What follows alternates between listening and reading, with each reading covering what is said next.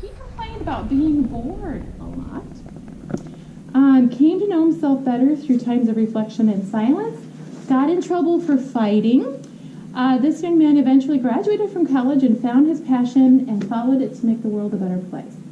Do any of those characteristics ring a bell for your son or daughter? I have 3 boys. I heard the word bored a lot last weekend. So that's one that kind of rises to the top, right? So hopefully these kind of ring a bell for your transitioning young adults. This actually is an accurate description of the young Saint Ignatius of Loyola who lived in the 15th century. So let me go back and kind of situate some of these comments. So Saint Ignatius had a group of friends. They called themselves the Companions of Jesus. 2 of his best friends, Peter Faber and Francis Xavier, became saints.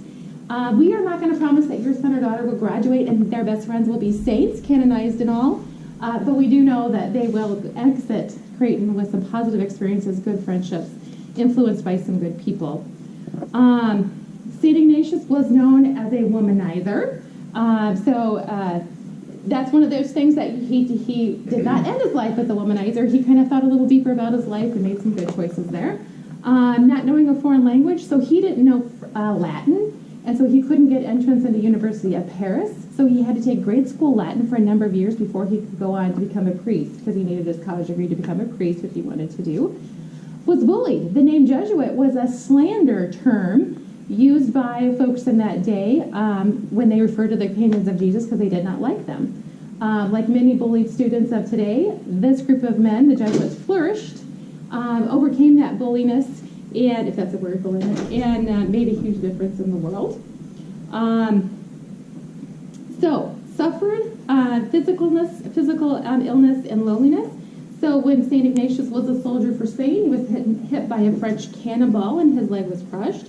He spent 9 months in bed. That's where the boredom came from. He was very bored. In the 15th century, they didn't have Netflix or a lot of books even. There was only the Bible and the lives of saints in his castle, probably in his whole town. He was very wealthy and was in a castle recovering. So he read those 2 books, had some silence and reflection, and kind of started that conversion process for him.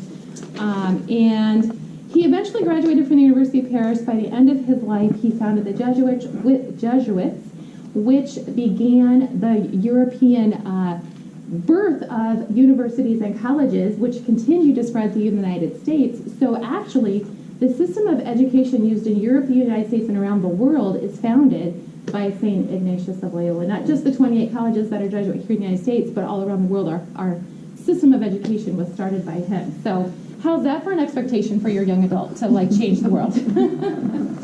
So we're kind of proud of where we come from here at Creighton. We welcome people of all traditions and all faiths. We hope your young adult will find something that it kind of lights their passion, right? That they can go out and do what they're called to do in the world. I don't know what that's going to be, so I'm not going to list all the different programs and activities and things we could invite them to do. Just know that they are there. Encourage your student to go find them. Freshman Retreat is a very good place to start. I hope you've heard a little bit about that. Open to anybody of any faith. Great time to kind of relax, sit back, and can think about where they're at after a couple weeks at school. Great chance to meet deeper friends. Afterwards, we'll all stay around and answer questions. So if you have any particular programs that fit under campus ministry you're interested in, I'll be here to answer questions about that. So just for my last couple minutes with you folks, I want to focus on you for just a minute. I'm a mom, and I know what these days can kind of be like where you're totally focused on your kids. So I'd like to share with you a spiritual Ignatian tool called the Examen, which is a prayer style that we use here at Creighton, and it's founded by, this was began by St. Ignatius himself. It's adapted a lot, so your student will experience this in a lot of different ways. It's a prayer style that involves some silence and a lot of reflection. So should we take 5 minutes and focus on ourselves for a few minutes? Does that sound good? So this will kind of go through about 5 steps. I'm going to warn you that there is some silence, which we as Americans in 2017 don't really like a whole lot. So don't worry, 30 seconds at the most, and then I'll move it along. So don't worry if you have some silence, it'll be okay. So go ahead and just relax, kind of settle into your chair, loosen up a little bit. Feet on the floor might be good. And if you would like to, go ahead and close your eyes.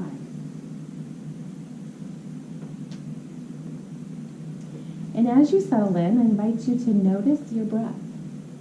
Don't change your breath, just notice the gentle in and out.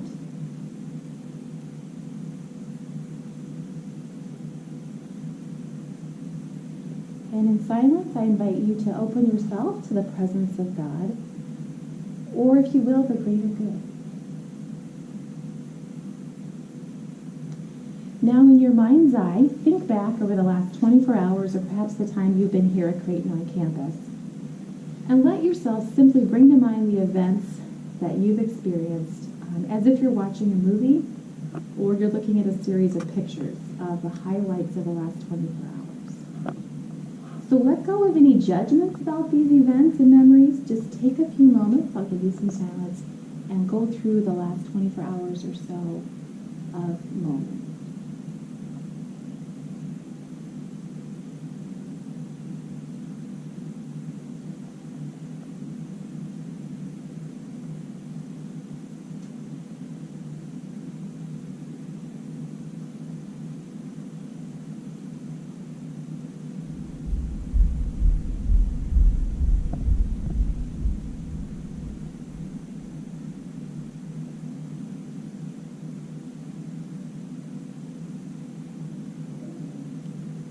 Now I invite you to identify, or perhaps let God show you, one significant moment that came to the surface for you or has some energy around it when you reviewed your day. Pay attention to the emotion connected with it, and simply take a few moments in silence, communicating with God about that moment.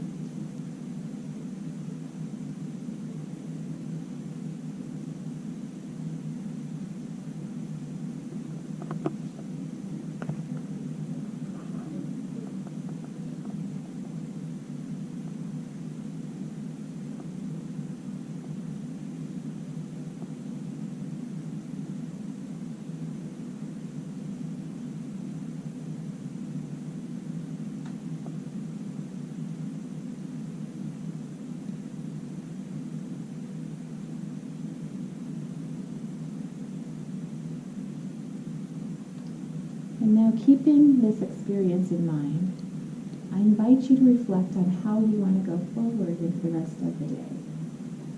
How is God inviting you to be the best version of yourself today?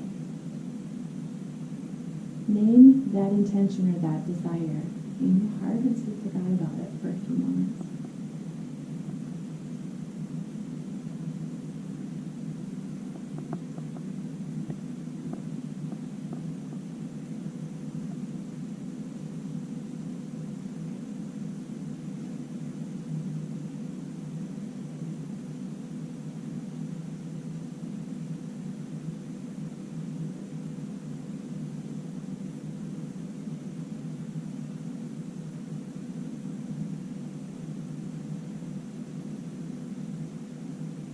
And becoming mindful of your breath again, I invite you to become aware of the room around you again.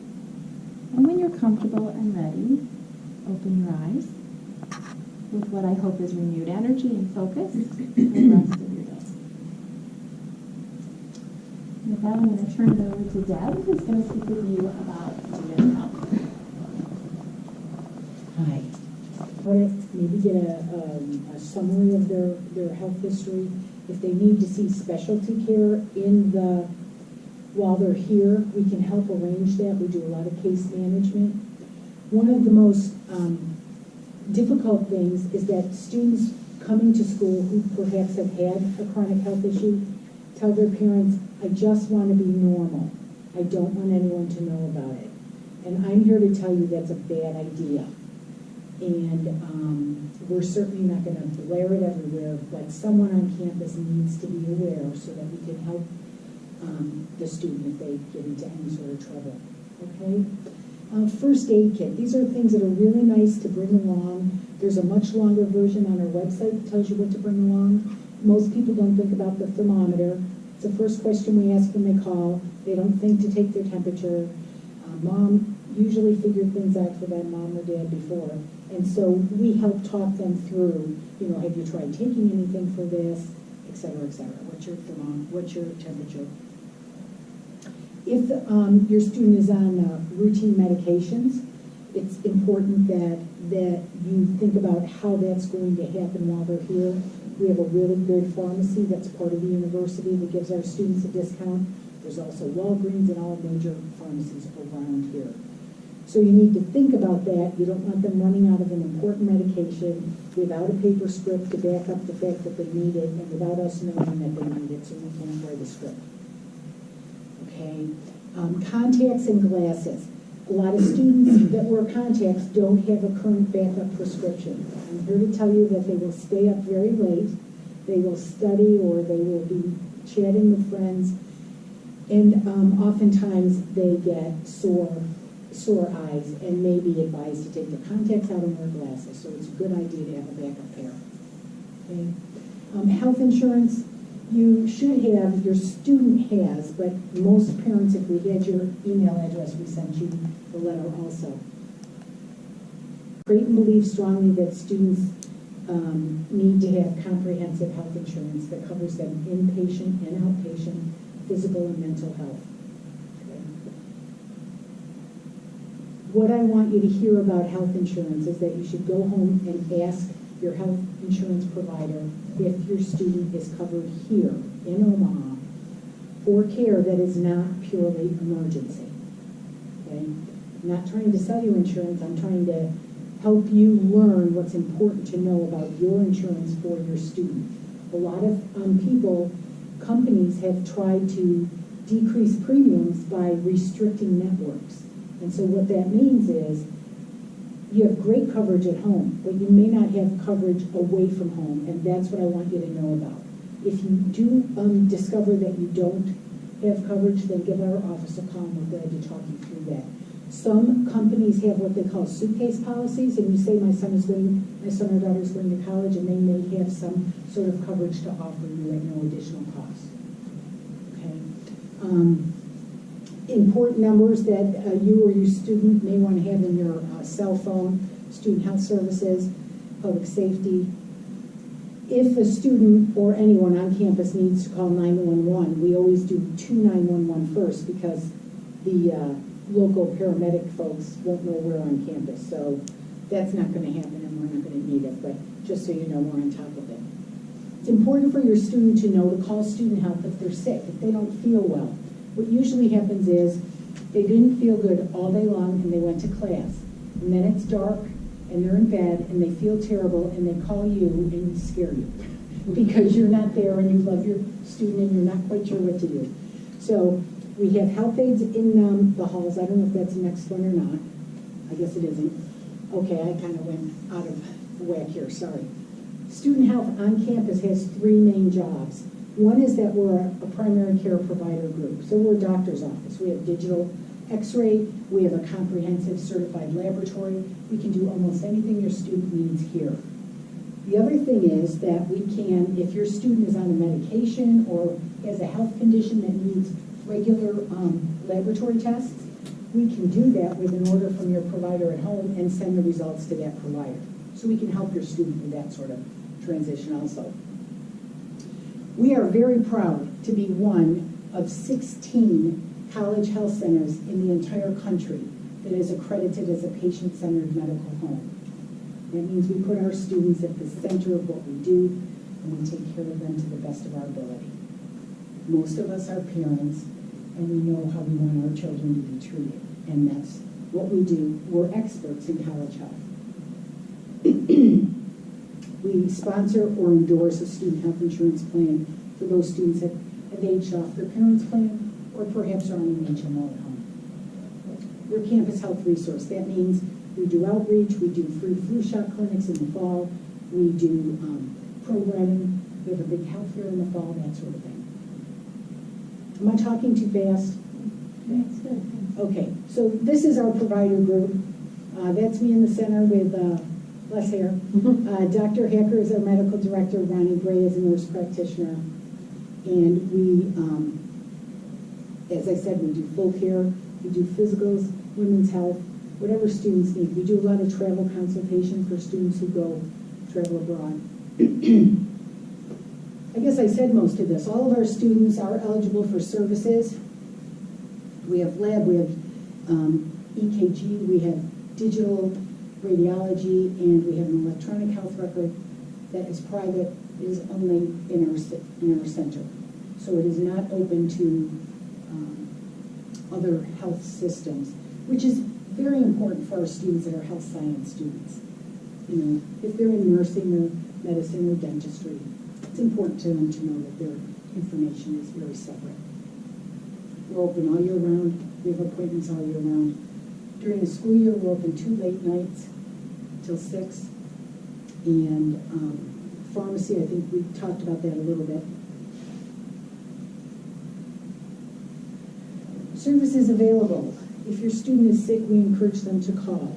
The one thing that we do a lot of is sort of talking students through some self-care. You know, they have a sore throat, they have a headache, they haven't had anything to drink in 9 hours. So we kind of talk them through self-care. And we encourage them to call in the morning for an appointment. Every day we have appointments set aside. Our biggest difficulty is students who say, I can't come then because I have to go to class. So we're very glad that they're dedicated students, but we have to teach them that sometimes it's okay. If you're not feeling well, if you have a fever, you shouldn't be in class. And we teach them through, talk them through how to approach their professor, et cetera, et cetera. Usually works pretty well. If your student is receiving allergy shots and will need to continue those, we can do that in our office. We're fully prepared and staffed appropriately. There's a packet of information online that you can download. A part of it goes to your current allergist, part of it goes to you and your student to read and sign, and then you return it and we'll set them up and make sure they get their allergy shots right here on campus. Immunizations, that's one of the big things we do for the university. We monitor compliance with university immunizations and health insurance requirements, and we offer them on campus as well as monitor those. IV rehydration, nobody wants to think about this. There's student needing this, but it's a wonderful service that we can offer in our office. You avoid an emergency room charge. If someone has gastroenteritis, nausea, vomiting, diarrhea, it's amazing, this age group, how quickly they bounce back when they get some fluids on board. So we can do that right here. We have x-ray, etc. If you have outside physician orders, we can work just as a technical site for that physician, do the test, send it to them.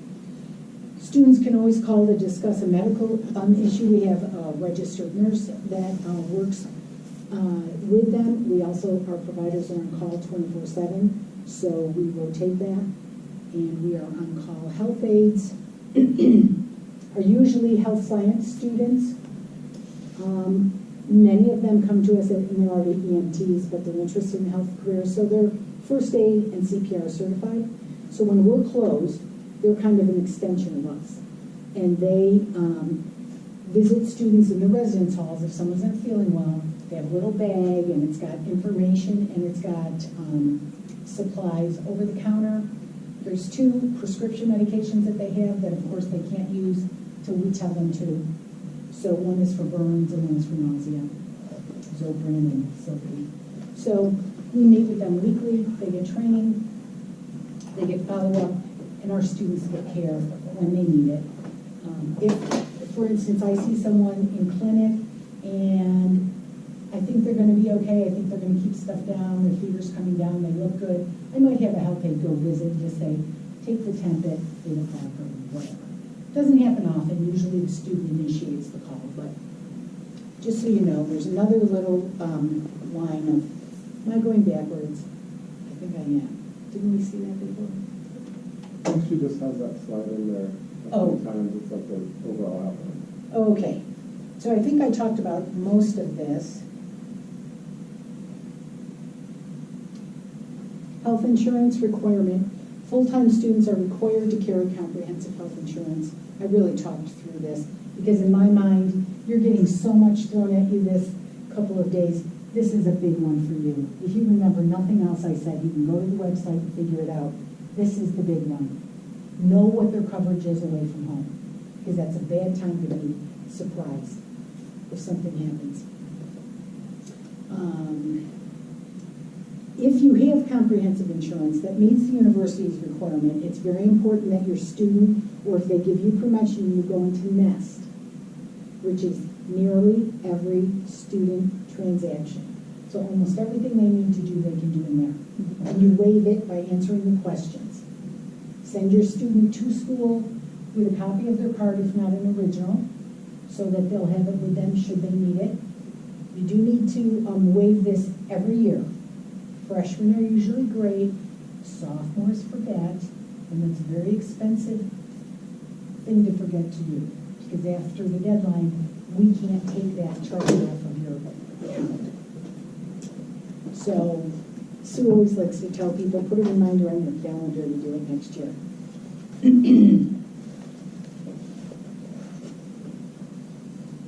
I see. I got it. I'm slow, but I got how she did it. Okay. So we talked a little bit about this. WellFest is a big interdisciplinary kind of health fair in the fall. We work with CREW, Campus Rec and Wellness. Campus Ministry is there. Anything related to the dimensions of health: physical, occupational, intellectual, spiritual, social, etc. And it's a fun event, and it's a great event. Shoe the Flu at CU. Sue and her daughter came up with the name for that. She never tells you that.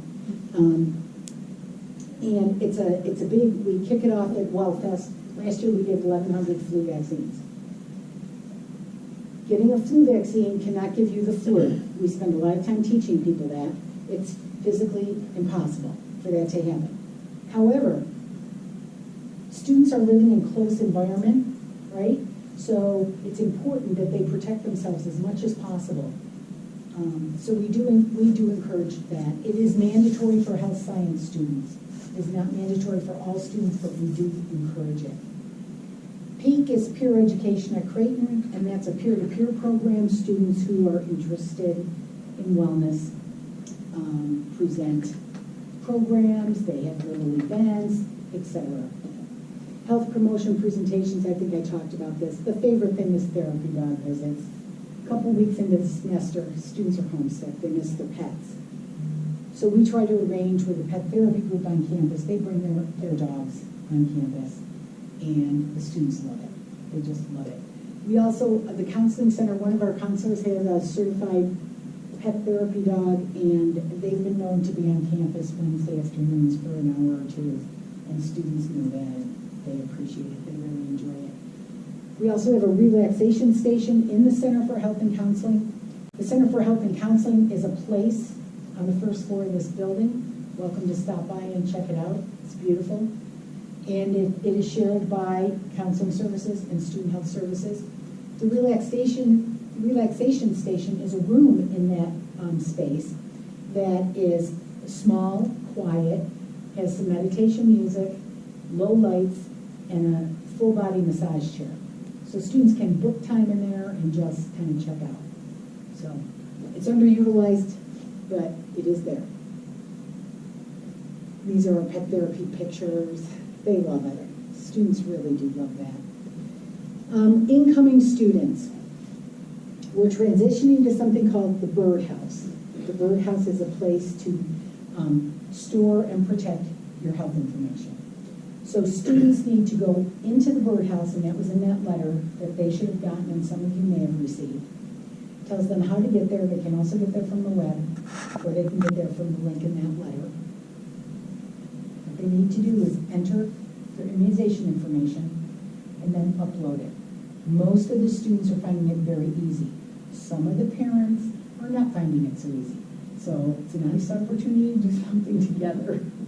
And the biggest problem with students in this age range is that they didn't all have a meningitis after 16, okay? Used to be you got it at 11 or 12, but then they changed the recommendation. So one meningitis after 16, if they're living on campus, is important. The other thing is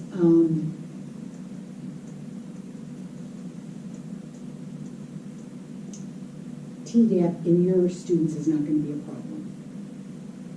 That's for more of the health science students. It's been out long enough that now it's been more than 10 years, and so for our older students that is a situation. If any of you have nursing students, they do have additional requirements, and they should look at those. Very important to have them done.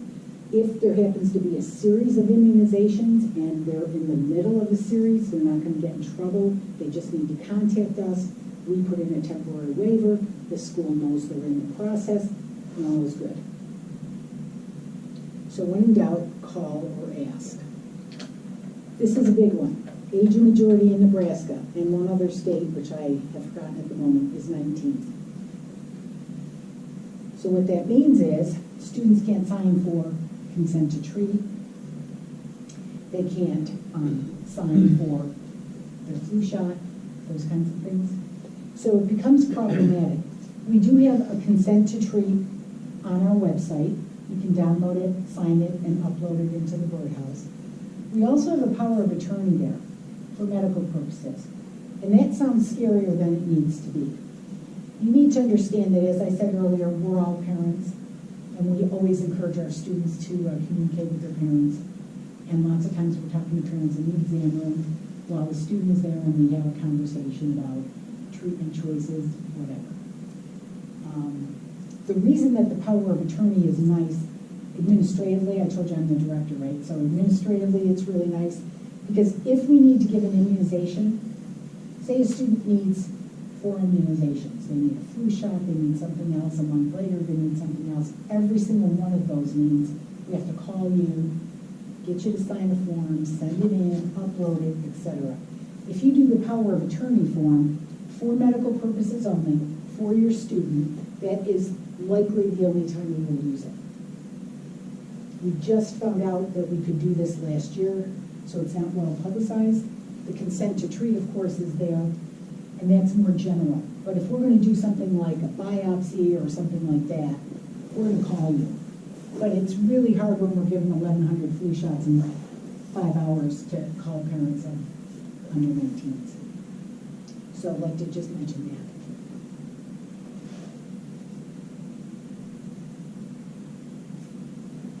Okay, I think this is who we are, where we are is downstairs. Our hours are here. When we're not open, health aid's covered. Say we have a bad blizzard and we're not, the university's closed until time. Health aides are going to take calls if they have to at that time. For us, I think that's it. So thank you very much. And after Ben and Jay, is it Jay? Jay are finished, we'll have questions. Thank you.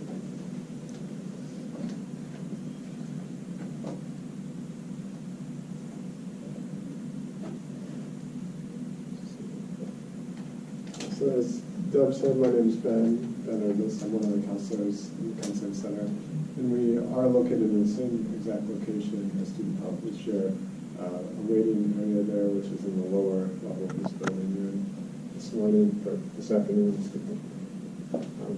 So today I'm just going to take a few minutes and just kind of overview some of what we offer in the Counseling Center.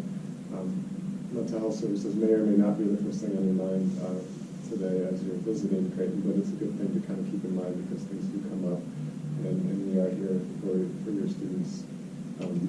Primary service that we offer is individual therapy or counseling, so that's just as it sounds, weekly or every other week, kind of the typical patterns of how often we meet with students, and that is the brunt of what we do in the Counseling Center. We also do some couples counseling. We do offer some groups for students going through kind of particular concerns and or situations. And then we also have crisis services available. So the way crisis counseling works at the Counseling Center is if something comes up and a student feels like they really need to talk to somebody kind of day out, we're open for walk-in services. So students, anytime we're open, which is generally 8 to 4:30 Monday through Friday, students can either call in or walk in to make a crisis appointment, and they'll be able to talk to somebody day out. If something comes up after hours, which often does happen, the way we handle that is we do have a mental health practitioner who's on call 24/7 during the school year, but that is accessed through Residence Life and Public Safety. So the best thing a student could do if they're concerned about themselves or somebody else is to talk to an RA. We'll generally go to the RD and then they can get in touch with the mental health practitioner if needed. And finally, one of the other things we do in the counseling center is we do psychological testing. So that's primarily ADHD and learning disability assessments. And we do also do some assessments of more complex psychological disorders. So in terms of what typically brings students into the counseling center, as you would guess, depression and anxiety are two of the most common presentations we see. But we also deal a lot with academic stress, particularly later on in the semester. Things can come up. Students are on their own schedule. Sometimes that can be really hard on sleep, so we deal with sleep concerns, concentration issues, like I mentioned, disordered eating, relationship stress or breakups that can bring students in from time to time. Also family conflict, just general life transitions, and then we do see students who have more complex trauma histories or abuse histories that we do treat in the counseling center as well. Here's a picture of the counseling center staff from this past year. And our staff is made up of about 10 to 12 providers, fully staffed, made up of psychologists, master's level counselors, social workers, and then also interns and practicum students who are individuals working towards their degree who are supervised by licensed practitioners in the counseling center. Good news here is counseling is a free service for any fully enrolled, full-time Creighton student. So that's something that we offer to students, and many students do take advantage of that. Regarding the testing, there is a minimal fee because that takes a little bit more time on the part of the psychologist. So there's a fee usually between $200 and $400 for those assessments. Just like on the health side of things, we're confidential providers. So sometimes students wonder if they come in for counseling, our professors or somebody else going to find out about that, and the answer is no, not without their consent. And rarely would I say that we interact much with people on the academic side unless it's in the benefit of for the student's sake, and that would be something they would consent to. So it's confidential. The exceptions, as would be the same in the community, if somebody's in physical danger, those are times where confidentiality is broken. But other than that, it's a separate record.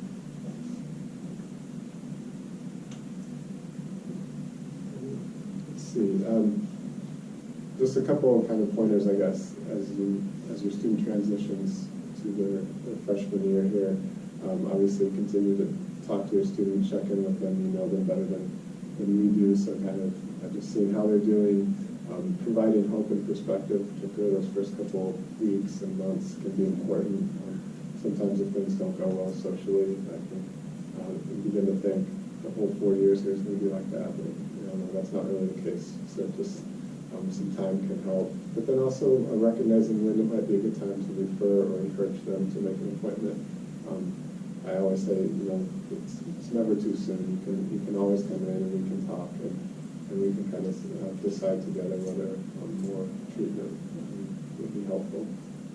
We are available for consultation too if you ever have a question and you'd like to talk to a provider in the counseling center.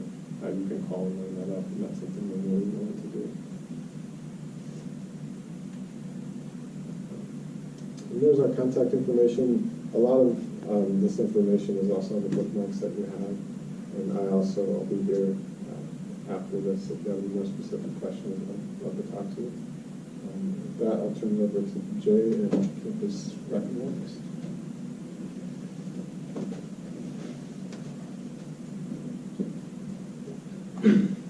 Okay, so recreation and wellness is pretty straightforward.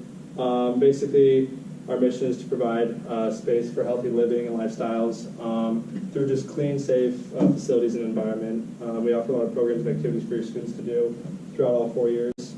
We have 3 main facilities: Secure Fitness Center, the RAS, and the Fitness Complex, or the Sports Complex. The first one would be the Kiewit Fitness Center, which is down towards Scott near Kiewit. And it's got 5 sports courts, which you can play basketball, tennis courts, badminton. Has a fitness forum, which is just another term for a weight room. It's got 4 racquetball courts, a multi-purpose room where you can just do various group activities and group fitness programs, a running track, and then a dry sauna. The Rasmussen Center, the thing that's different between this and the Acute Fitness Center would be that it has a turf field inside. So if you really want to play soccer, you can just go down there and play some pickup. There's usually games every night that people just go ahead and play. It has another weight room, a running track as well, and then locker rooms. One thing that's big this year is we got all new equipment in the RAS and the Acute Fitness Center, so it's changed a lot from last year. So that's pretty cool. That your new students going to come in and actually get to see all that stuff. It's really nice. Like it's sweet. And then the sports complex that's located outside. There's 2 intramural flag football and soccer fields, as well as 1 big sports club field, which our club sports, soccer, rugby, and lacrosse all play on. Programs, we have 3 different types of programs, which are competitive, fitness programs, and then wellness. Starting off would be intramurals. So the thing with intramurals is you have to buy a pass, which is $25 a semester. And once you buy the pass for the semester, you can do any sport that's offered in the semester. So like in fall, the big 3 would be volleyball, flag football, and like basketball. Those are really the big ones, especially in spring too. And you can do it men's, women's, or open, or like co-ed. So those are a lot of fun to do. You get a T-shirt if you win, like your picture on the wall. So it's just bragging rights, really. Then there's sports clubs as well, men's, women's, and open clubs. I was on the hockey club for 4 years, so it's like a blast. It's really cool. If you really want that like extra competitive level, definitely something to look into, because intramurals you play against like other friends on campus, but with clubs you get to go to different schools and play there on teams, which is a lot of fun. You'll make a lot of memories and get to play a sport you like really enjoy. And then group fitness, it's similar to intramurals. As you buy it at the beginning of the semester for $25, and you can do all the different classes that are offered. So those are all the ones that we do offer, and they're all different times of the day. So if you can't make it in the morning, we have classes at night as well. And then there's also personal training and fitness workshops. So with if you're never been in the gym before, you're kind of uncomfortable about how to lift, or you want to work on your technique, there are personal trainings that you can do just once, just to kind of get comfortable and acclimated to the gym, as well as workshops, which last 6 weeks, and they're 2 times a week, just to do various things to keep your body active. And then also, Campus Rec is also very student-run. There's only 4 full-time faculty staff members. So a lot of students are involved with the intramurals and facilities. So if your new student does want to get involved with Campus Rec, we do have applications for being officials during intramurals, supervisors, as well as at the gym, working the desk, being supervisors for that, personal trainers, and then group fitness instructors as well. And then those are the names of everyone on staff. So yeah. All